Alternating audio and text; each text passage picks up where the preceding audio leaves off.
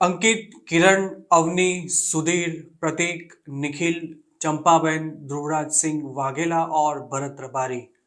ये नाम उन 9 गुजरातियों के हैं जो आज से 1 साल पहले डंकी रूट पर अमेरिका जाने निकले थे। पर सभी को जमीन निकल गई या आसमान खा गया, इसका कोई जवाब फिलहाल किसी के भी पास नहीं है।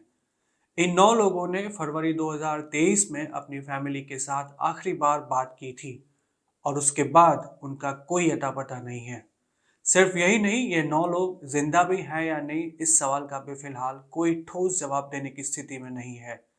किस रूट से अमेरिका जाने निकले थे ये 9 गुजराती और किस स्थिति में ये तमाम लोग गायब हुए और इसके पीछे की पूरी कहानी क्या है, ये हम देखेंगे आज के इस वीडियो में।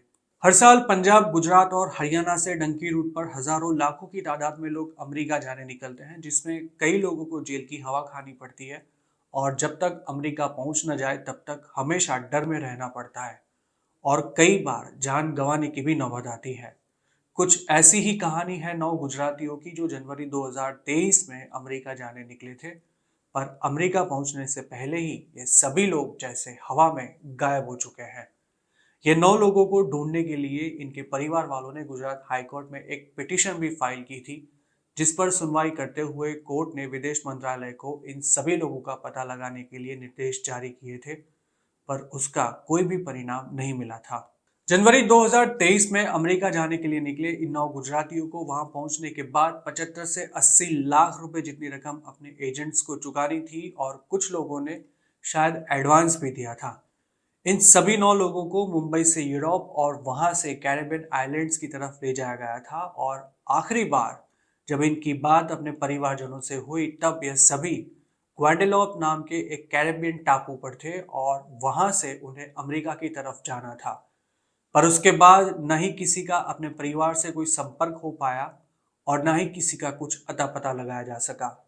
इस मामले में गुम हुए लोगों के परिवार वालों ने एजेंट के जवाब की काफी समय तक राह देखी थी और आखिरकार जुलाई 2023 में साबरकांठा के प्रातिंज पुलिस स्टेशन में एजेंटों के खिलाफ पहली एफआईआर दाखिल की गई थी।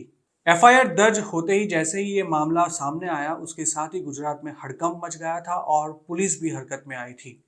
कुछ एजेंट्स को गिरफ्तार भी किया गया था, पर इस पूरे प्रकरण का मास्टरमाइंड कहा जाने वाला महेंद्र पटेल उर्फ एमडी एफआईआर दर्ज होते ही गायब हो गया था। प्रांतिज पुलिस स्टेशन के बाद उत्तर गुजरात के अन्य पुलिस स्टेशन में भी इस मामले में एफआईआर दर्ज करवाई गई थी, पर पुलिस इंक्वायरी में गुम हुए लोगों का पता लगाया जा सके ऐसी कोई भी कड़ी नहीं मिल पाई थी और तब जाकर यह मामला गुजरात हाईकोर्ट में पहुंचा था। हाईकोर्ट के निर्देश का पालन करते हुए कैरेबियन आइलैंड्स पर स्थित भारतीय दूतावासों ने भी अपने तरीके से इन 9 गुजरातियों को ढूंढने की कोशिश की थी, पर उसका परिणाम भी शून्य रहा था।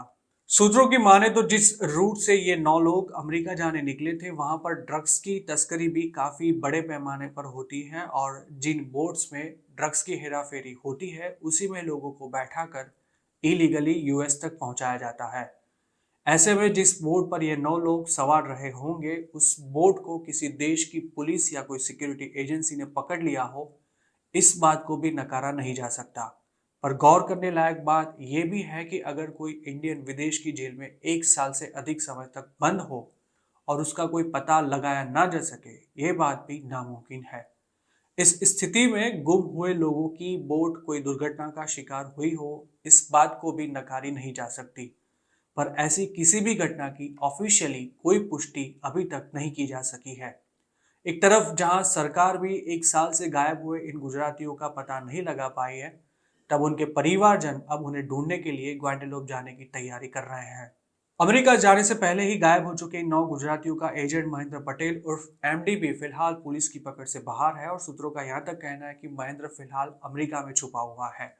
हालांकि महेंद्र का काम सिर्फ पैसेंजरों को लाने का था और उन्हें अलग अलग देशों से होते हुए अमेरिका पहुंचाने का काम किसी और एजेंट का था, जिसे अमेरिका में लोग मोंटू के नाम से जानते हैं।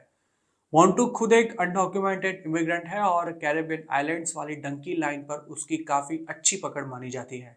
अमेरिका जाने के जो 3 पॉपुलर डंकी रूट्स हैं, उसमें सबसे खतरनाक रूट कैरेबियन आइलैंड्स वाला कहा जाता है, जिसमें अमेरिका पहुंचने के लिए कभी कभी 6 महीनों से लेकर 1 साल तक का वक्त भी लग सकता है। इस रूट पर घंटों तक बोट में सफर भी करना पड़ता है, जिसमें हर वक्त जान का जोखिम रहता है। पर हकीकत यह भी है कि इस रूट से हजारों भारतीय हर साल अमेरिका जाते हैं।